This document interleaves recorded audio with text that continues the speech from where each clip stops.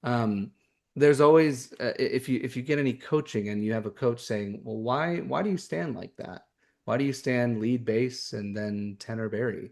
And then, it's like, "Tenor bari, why don't you switch sides? Barry, why don't you stand by the leads?" Right? And then all of a sudden, it's always a great moment if they've never changed, even if it's not the right thing, like if it's not the right answer for them, they'll still be like, "That's crazy. I didn't know where you stand makes a difference." Even I've had coaches be like, "You need to take a step forward. You need to take a step back, right? Or we need to go out. You need to angle this way. Now let's sing." Oh, that's it, right? The I don't know that it needs to be that specific, but it could, right? I'm not dissing that, but for me, the benefits of placing my singers is that, number one, it allows them to self-monitor. It gives them some individual awareness, because the point of placing people is to get similar voice types near each other, so that way they do not have to compete with one another. I'm going to give you an example of I'm going to say Kyle and Theo. Kyle is the bass I sing with. And I'm going to just say that um, Kyle is a very robust singer. He sings very resonantly. He's got a really big voice. I feel like my voice, right? And Theo's voice is it's softer. It has more clarity. It's got this. It's not a lot of power, but it's got some float and spin. And when you put big voice Kyle and little voice Theo next to each other, all of a sudden, Theo's like, I can't match that. I need to oversing. And then Kyle goes, "Oh man, all I can hear is myself." And then he doesn't sing as well, right? So both singers all of a sudden are doing things that they should not be doing, right? Kyle should stand next to Cole, who has a similar voice type. And then they're not competing against each other, right? But they're in line with one another. And then Theo should stand next to Dave, right? Although if you know David Zimmerman, he is not soft. So we're just using this arbitrarily, right? So, but you're listening for unified timbre with your singers. Um, it helps them to tune. It helps them to listen critically, and really just helps to listen across the ensemble. So strategic placement empowers the individual ear.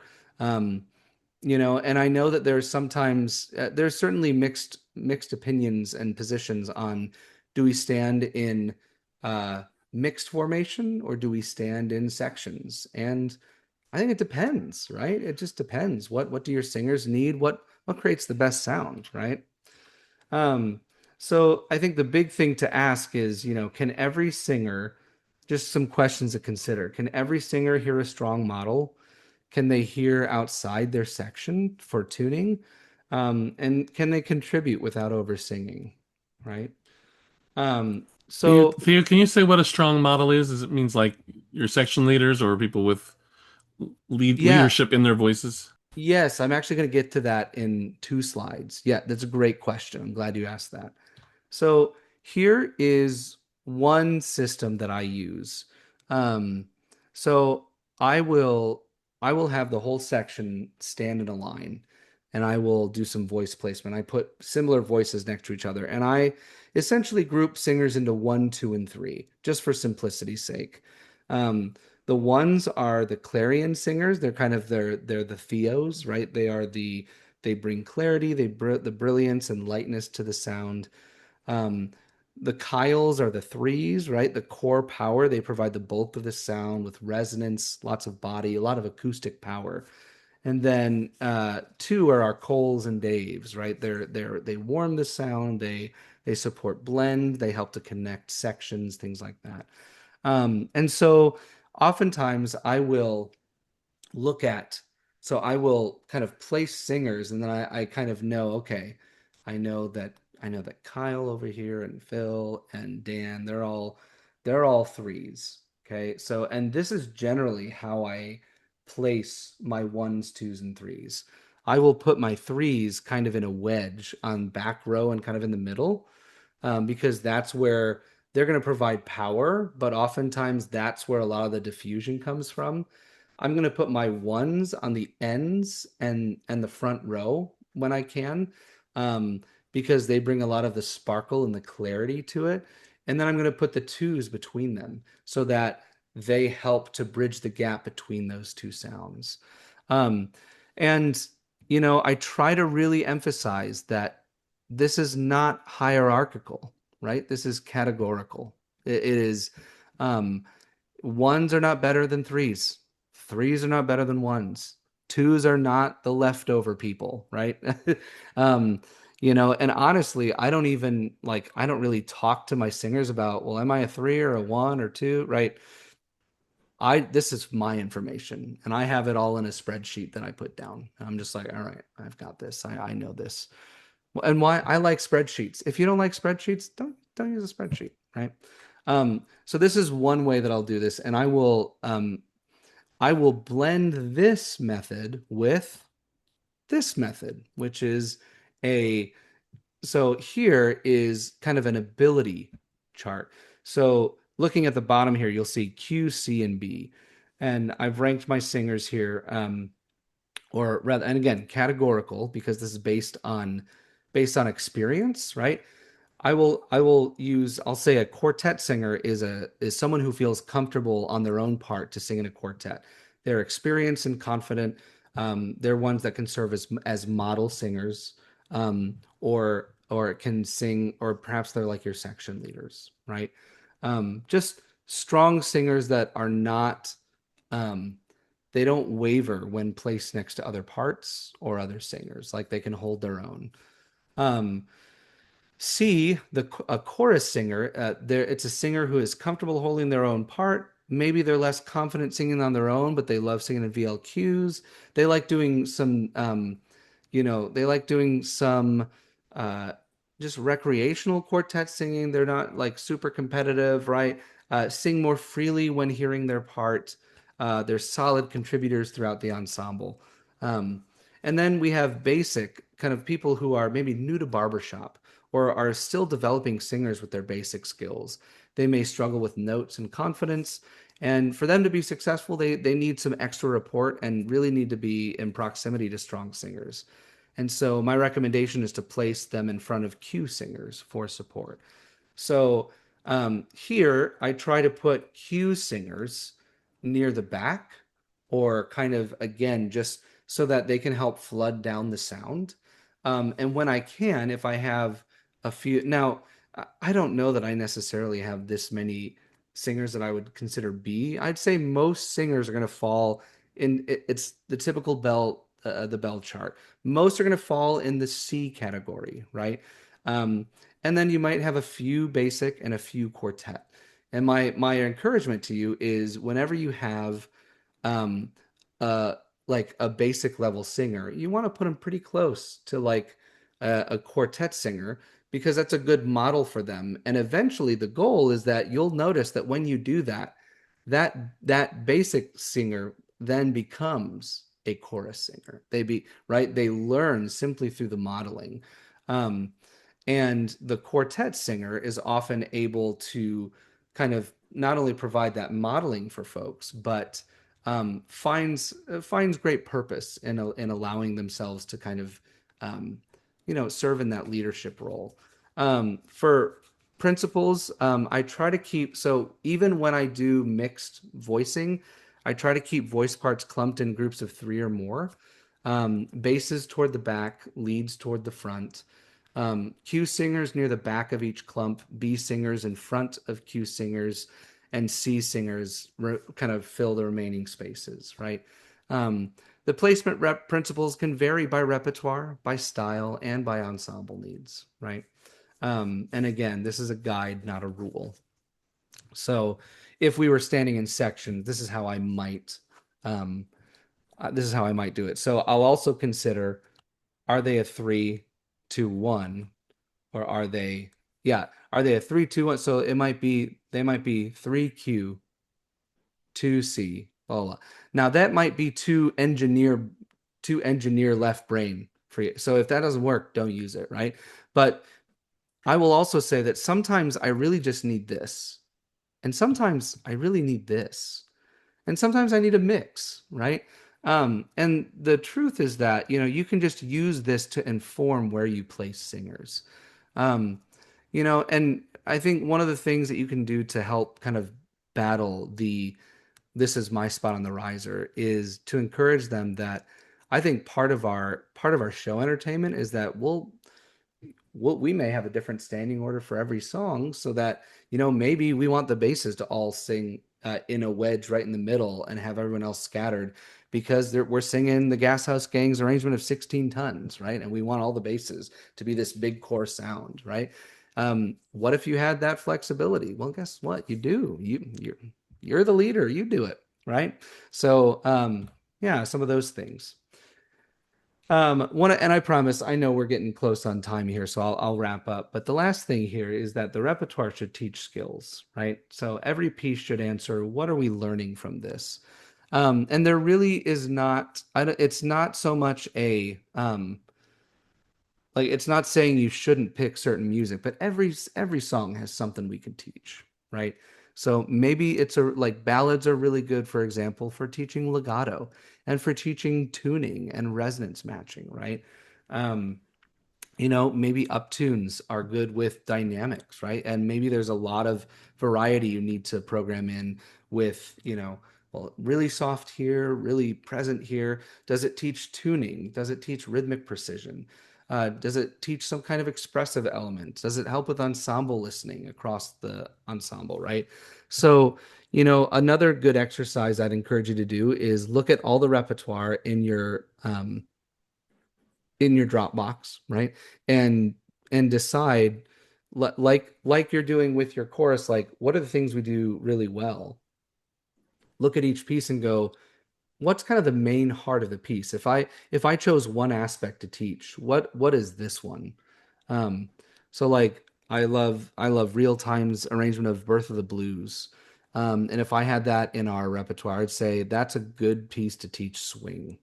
That is a great piece to focus on. How can we really bring the swing, bring the back of the beat feel to this, right? Um, yeah, another one maybe, yeah, Royal Garden Blues is another one that I just really want to help align my singers on their ooh vowels. And that's a good one because that every section ends with the Royal Garden Blues, right? So it could be anything, right? But there's always something to teach, always something to teach. And then, when it comes to teaching versus performance mode, I will say that some groups get too technically minded and they never leave that teaching loop or the teaching mode of we're focusing on these elements, but then we kind of neglect the artistry needed for us to find the joy in the music and all of that, right? So the teaching mode is like when you're stopping frequently, you're diagnosing certain problems, you're prescribing, hey, tenors, you're a little bit flat on that note. Like, can we bring that note up here? Or, hey, basses, can you bring that sound with a little bit more brighter vowels to bring that out? This is when you might be isolating, like saying, "Let me just hear the leads there. Let me hear it." Right. So you're dissecting the music. You're making things, more efficient, and that is necessary. But only doing that will not get you to the performance mode where again, the goal is longer runs, fewer interruptions.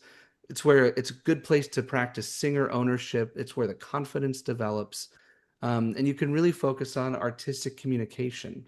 Um, and so you need a good blend of both, right? And some of that can just help with your just overall rehearsal pacing throughout.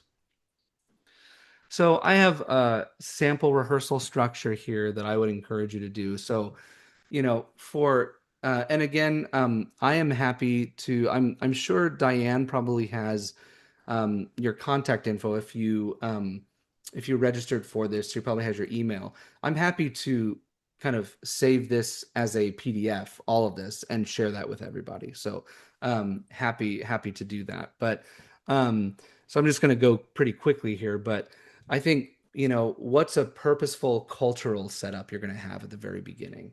Again, maybe you want to be the coffee singing chorus, which is fine. I love coffee. Great. Have the coffee set up, right? Great. That's right. I see that. Yeah. I love coffee. I love tea. 100% with you. Um, then I'd say the next 15 minutes, right? Vocal calibration. Let's get us all on the same page. And then some kind of skill building or connecting to repertoire, right? What are we doing then? Then I'm going to go into teaching mode for the repertoire. And then, then I'm going to go into performance mode after that. And then after performance mode, I'm going to maybe try and do a transfer of skills. We're going to change repertoire and try the same skill we just worked on and see, is it transferring or is it not, right? And that's one of the ways that we can help to create some ownership too, is that, oh, those aren't band-aid fixes for that repertoire. They are skills that we're trying to teach so that I can sing it more freely and have more fun with it and everything. And then taking some time near the end to reflect and look at next steps. You can rinse and repeat any of this, right? But I think right now, my current rehearsal structure has some kind of element of all of this. Um, so here is an example of, because I do love my spreadsheets. So I have my rehearsal plans kind of look like this. I call the skill building section, or I did when I was at CCS University. Um, and we would talk about, so we had different classes that we would teach and kind of themed classes. And so we'd have vowels and resonance, musicality, etc. And then we would have the activity. That's typically where the repertoire spot would go. Um, and then who's leading that section. And then in the notes, I would put kind of what some of the main focuses, right? Note accuracy and moving conducting into two for Veni, Veni, Emmanuel. Happy holidays. The main goal right now is just to feel the ring, let the music happen. It's a great arrangement by Adam Scott, by the way, and it's pretty animated, and so it just felt very frantic, and so I was with that day. I remember just saying, we just need to let the music happen here. Just sing, just enjoy it, right? Um, and then I mentioned a little, there might be a possible cut in this one. This one, we're working on the fluidity between transitions, right? So, and notice that this is pretty general, right? I did send this out to singers, and this is when singers would go, you're off time, right? Um, but this was still even enough for me to remember, that's right. I want to work on those transitions in this song. I want to work this in this particular thing. So every song pretty much had something that we were working on. This is just another example of that, right? Just percussive basses, soloistic leads, right? I'm going to focus on those things. Accuracy, accuracy, accuracy, right? 4-bar phrases, shaping. I want a full run so we can work to, this is more of a performance run, right? We're going to work the tag, another full run, performance mindset, more conversational, etc. So just some ideas there. So again, I think that the framework, this is kind of a repeat of the other one, but again, identify what the goals are. What are your sound goals? Design the calibration for what you want to achieve with that sound goal. Prime the repertoire. Check placement if you need to, or think about where singers are placed. Repertoire application, performance mode, and reflection. So, yeah, Dan, go ahead. I was just wondering if you can give us some examples of a reflection activity that you use. Yeah, so one of them is the discussion with the music team after, or a trusted individual, right? Sometimes my music team darts after, or sometimes my music team is not present. Um, or if I'm at school, I don't have really a music team, but I do have some choral assistants. I Oh, will talk to a trusted individual and go, I need a soundboard. oh, What I do you get it. think about how I that was would thinking it work? was a full chorus reflection of what's something you got out of today's rehearsal, a share with a partner, something like that. That is absolutely another tactic that I have used. Because I often feel like you get to the last song and then it's the time to go and you do keep the whole world singing and then we do have some fellowship sometimes, but I just feel like there could be that moment of tying back. Yeah. And so Oh, that's what I was interested in that. absolutely. Yeah. Um, and really, it's just a quick, like, you can do that in a number of ways, right? You can have it be a solicitation from the director with, the ensemble and just say, hey, let's just do like a lightning round really quick. What was something that was really helpful from rehearsal today? Go, go, go, go. Hey, what was something that was frustrating in rehearsal today? Maybe a spot that was really challenging. Go, go, go. Um, what's something that you really want to see at the next rehearsal? Go, go, go. Absolutely. And I think again, you'll know if it works for your chorus because your singers will either eat it up or like, and if they're like, yep, yep, yep, great. If they seem apathetic about it or they're on their phones, you'll know, well, maybe they don't want to. Maybe that's not what they're looking for. But I have a feeling that they'll be pretty interested in providing feedback. I've never known a chorus member to refrain in providing their opinion on something. But being able to give some feedback. Yeah, absolutely. Another reflection I'll do is just a personal reflection and just I will record the rehearsal or I'll record a run or something like that, and I'll listen back on my commute home, and then I'll listen to it throughout the next week and go, man, I was in front of the chorus and I didn't hear that. It's kind of amazing, right? I'll listen back and go, I cannot believe how it's how bright the baritones are in that section. I just was not hearing that. So maybe I just need to listen for that next time and see what's going to happen there. So that's another way that I do some reflection as well. So great question. Yeah. So those are kind of the main things I wanted to bring. Again, I hesitate to get too specific with, this is the exact, because I mean the truth is this is that I feel like a good rehearsal plan, and I feel like effective directors are always changing something, right? The only thing that's constant in life is the fact that we always are constantly adapting to things, right? We're learning, we're growing, we're always finding new ways to do things. We're finding ways to be more efficient and to find more practical ways to lead our ensembles. But just quickly, I know we're over time. I apologize.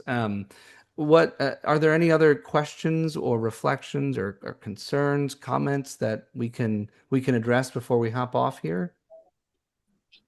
Yeah, Diane, go ahead. Yeah, what I was thinking about when you were doing this session is to maybe have another session like this, a part two, but have it equate for the smaller groups. For example, voice placement, when you only have 17, 20, 25 members, how do you get that? And if you're learning a new piece of music, do you keep all the sections together?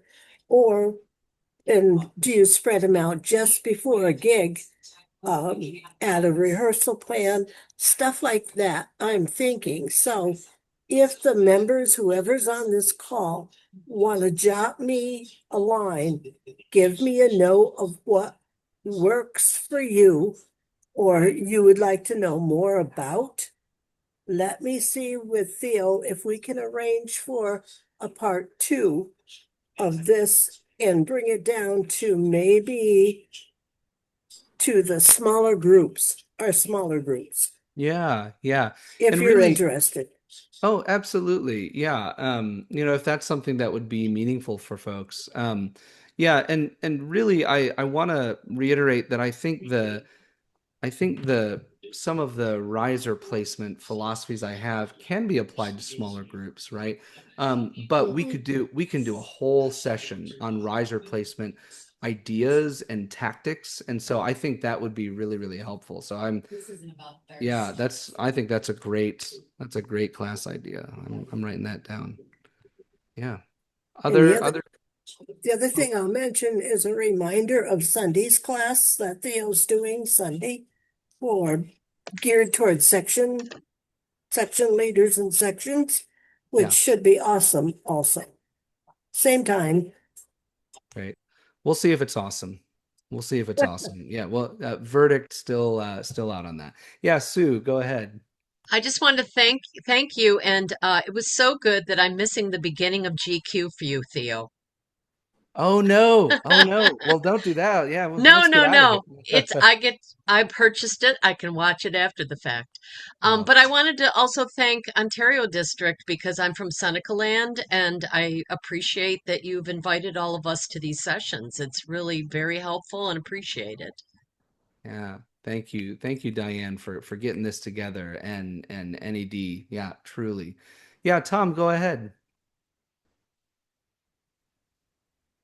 Hi.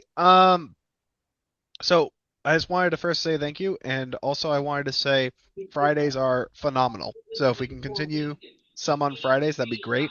But also, is are we able to get the slides for ones that we are not able to attend? So I would love to get Sunday's slides if you have slides for that one as well, or if you're hosting other ones in the future that I can't come to. Basically, anything. I always want to be a yes. Please send me everything. I'll absorb it. So. Yeah, I'll definitely have slides for that. I'm happy. Diane, feel free to tell NED that they can post anything that I provide there. Happy to do it. Yeah, for us in the NED, Ben Newton is my go-to person who does everything for us and knows everything, and I'm sure we'll get out the slides to everybody. Yep, I will send the slides for both of these classes to all of the participants today and on Sunday. Great. Awesome.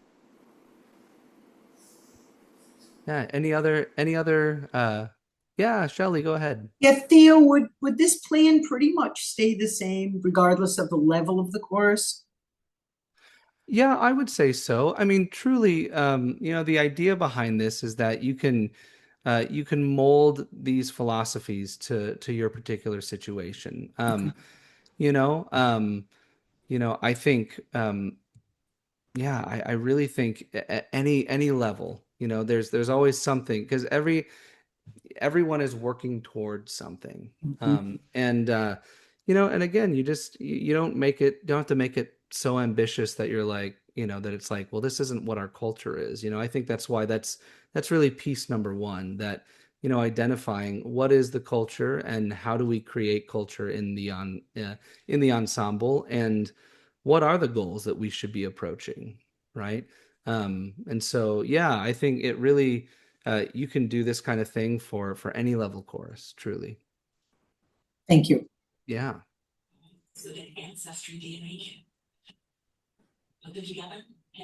Any other questions before we hop off here? Great.